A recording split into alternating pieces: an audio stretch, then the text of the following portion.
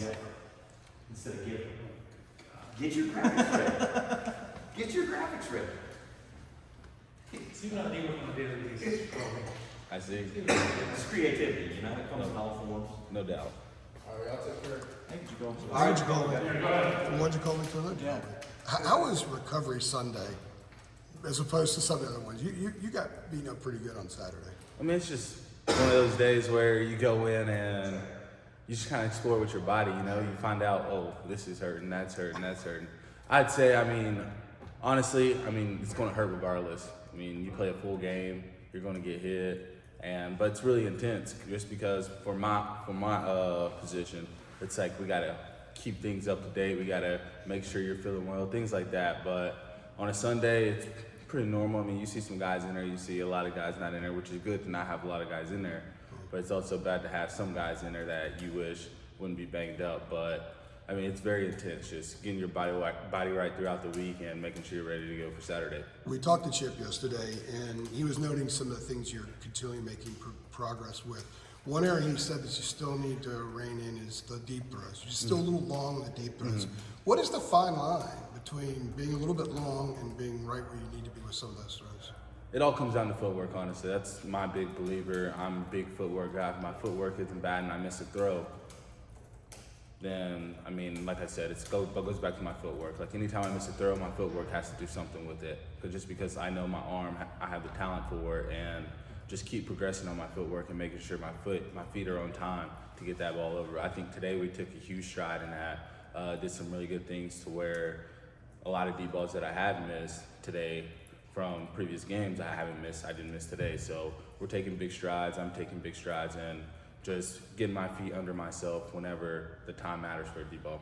With all the stuff thrown at you the last month or so, is that maybe the most challenging thing? Because deep balls, if they were easy to hit, people throw them all the time. So there's a lot that goes into it, the route and everything else. So is that maybe the most challenging thing to kind of iron out? I wouldn't say challenging. I mean, I'm back there throwing the football. I mean, I've been doing it for quite some time now, so I wouldn't say challenging. I'd say it's more of just feeling the rhythm of the game as we continue to go. It's going to feel different from practice for sure because it's a game and your body's all amped up. It's just, okay, this is how I need to throw it in the game. This is how I can throw it at practice. Things like that. And because at practice you feel a lot more comfortable compared to a game. Yeah. And so after you do take a couple hits, your feet kind of goes everywhere you want them to go, and you're kind of out of poise a little bit. And I think that's what kind of happens every now and then. And it's just me being comfortable out there and making sure I do what I'm supposed to do. Jacolby, 2 years ago, Georgia Tech comes in here. You guys were feeling good after winning the Coastal. They were kind of the underdog. They spring the upset. Now they're having you guys are the ones who are probably going to be the underdogs this week. Do you feel like you kind of owe them one after how that game went? I mean, obviously after losing several games to them and from me seeing a lot of things about them from previous years is we go on this big win streak and then we play Georgia Tech and everything kind of falls. But, I mean, obviously you want to win that game and kind of prove yourself like, okay, we can change this thing around, you know. I mean, great ball club, you know, they always come whenever Carolina goes there, they come here. It's like you're going to get their best, and you just have to be prepared. You just have to go out there and fight. Every game came down to a fourth quarter game, and so you just have to play all quarters when it comes to Georgia Tech. They stormed the field down there last year. I know you were somewhere else, but I don't know if has anybody mentioned that, or have you guys seen that on film when you've watched? We have now, honestly. We just kind of take things from each week, you know. We don't go back looking at the last year's stuff, and we've been watching games from this year, and that's the way we kind of handle things in this building. You don't want to rely on things from the past. You want to get better as a team. I mean, like we lost three in a row, and so you don't want to go back looking back at a game that you lost and kind of dwell on that. It's just move forward, get better, and do what we have to do to get a win. I guess when you did look at the film on Georgia Tech, what stood out to you about the way they play defense and just their strengths on that side of the ball? I'd say kind of similar to Pitt, honestly. They do some things that are quite similar to them. They'll bring some pressure, some third down schemes that are quite different, but I mean, great talented ball club, you know. I mean, they've done a really well job so far, and it just comes down to us. Like, it's not about them, it's about us, and it's about making sure we're progressing each and every day, each and every week, so we can come out of this streak and end up on the opposite end of things. And to go off of that a little bit, Chip was saying the other day that, you know, despite the streak, he does feel that, you know, the offense is moving a little bit better. What areas of the offense do you feel has kind of improved since, let's say, like since you got in there? What areas do you feel the offense has improved in? I'd say, I mean, obviously we were able to do a lot more things outside of Big O, and he's getting a lot of carries, and you don't want that much load on him throughout quarters. And so, me being able to go out there and able to spread the ball around, get some quick passes out here and there, and just making sure his legs are fresh. I mean, you don't want a guy like that to go down. But overall, I think the receivers are doing a really good job of just giving me space, making sure I have room to make a throw. And O-line has done a tremendous job of giving me time to where I can deliver a good ball. And I mean, you can see things like that happening throughout film watching from the game that we did have from 2 days ago. And so it's just continue to progress on things like that, the things that we do really well, and the things we aren't doing really well, make some nicks about them and continue to improve on those as well. But you really want to focus on the positives, because the positives are what going to win you a football game. What do you think is holding back your completion percentage? I think it's 56.4, pretty low. Like, what do you think are the issues there to where it's not where you want it to be? I mean, those are just things that I got to do better at. You know, I mean, you can't point fingers at nobody else. I mean, like you said, that's me individually, and so I just have to do better with that. I have to get the ball out quicker, don't take hits, don't have to be in the position where I have to throw a ball away. And it's just things like that, making sure I know where to go on time, and if I do have pressure, where do I go? And that's just something I have to work on, and something I'm continuing to work on. And as time goes, you'll see it go up as we continue. But third start, fourth start, just going to continue to progress, continue to make sure I'm in that playbook every day and doing what I have to do to get a win. I'm not trying to say it's the worst thing in the world. I'm just saying I'm sure that I'll get the area. You know what I'm saying? Like, Worst thing in the world. yeah, I didn't want it to seem like I'm like saying you're a real bad dude. You know, I would just think that would be an area that you might look at and like, I want to get that up a little bit. Is what I'm saying. Oh yeah, I mean, I think I've done a solid job of going out there and doing well enough to keep us in the ball game. And I have to do a better job, and I feel like that's something I have to do better at for us to win a ball game. And I mean, I like to hold a lot of things on me, because I mean, I'm the one not really calling the plays, but in the huddle, making sure all the guys are set, making sure they're all ready. And if I'm not confident, they're not confident. So, I mean, I like to put that stuff on me.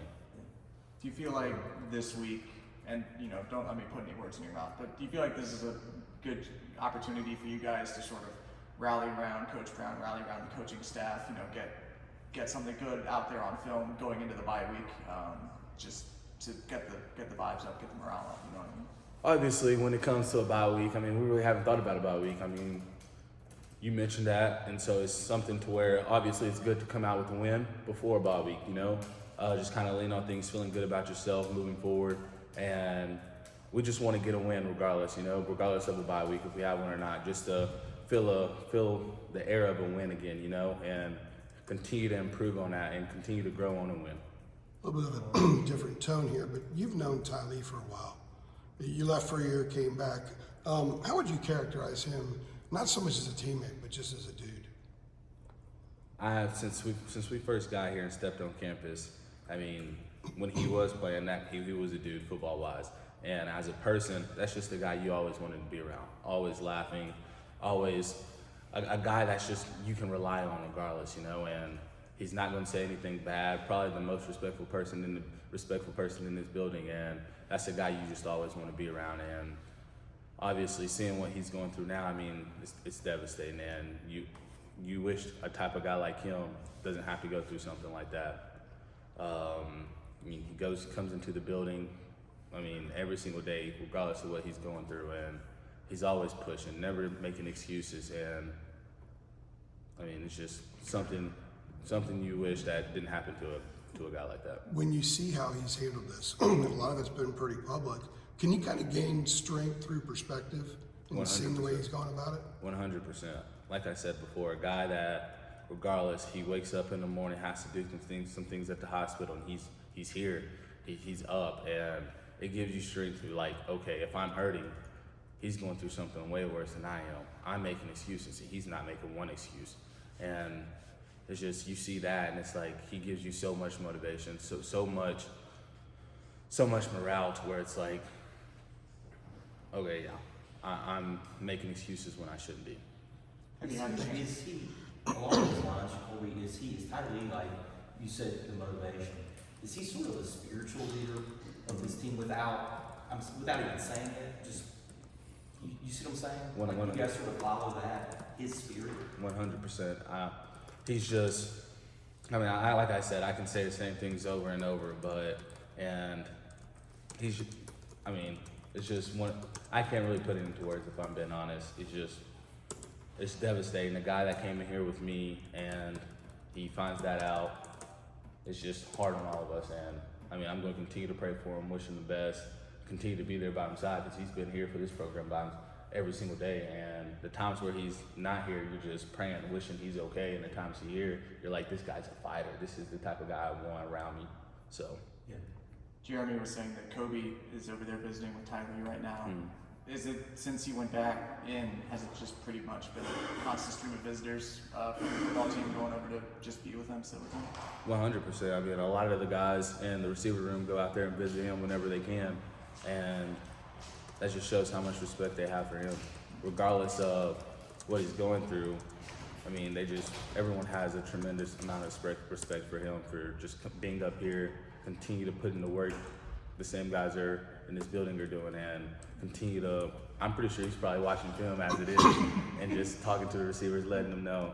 And so that's just the type of guy he is. You guys have a nickname for him? You guys have a nickname? Excuse me, do you have a nickname for him? I do not.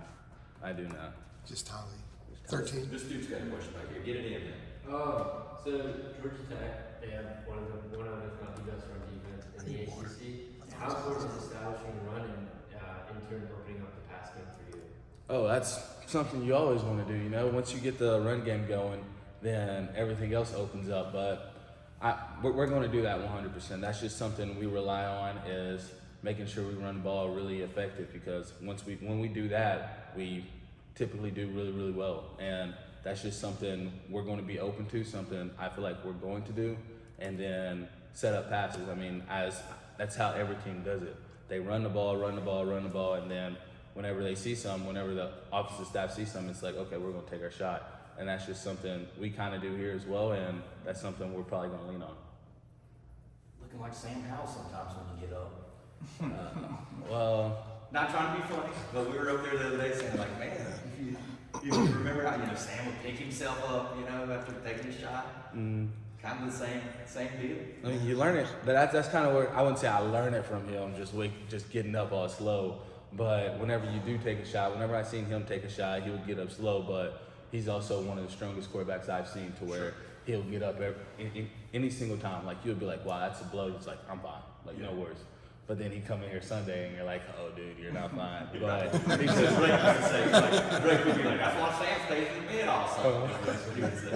But I mean, that's just kind of what we do here. I mean, we kind of get the guys, the QBs, into the running game a little bit, kind of get that going. I mean, you're going to take some shots, and it's just, you want to slide, or there's ways you can take a shot, but you can't really feel it.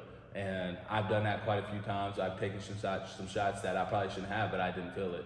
And I learned that from Sam, because Sam was really good at bouncing off tackles and doing those type of things. And I still have to keep in touch with him to kind of learn how he did it. But yeah.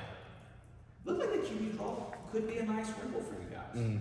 Yes, sir. It's something I've always done throughout my whole career. Just doing a simple QB draw and finding a hole to run to, following my center, and that's just something we're going to rely on, I believe, moving forward. And it's really going to open up our offense. All right. Thank you, Joe. Thanks, Jacolby. Thanks, Jacolby.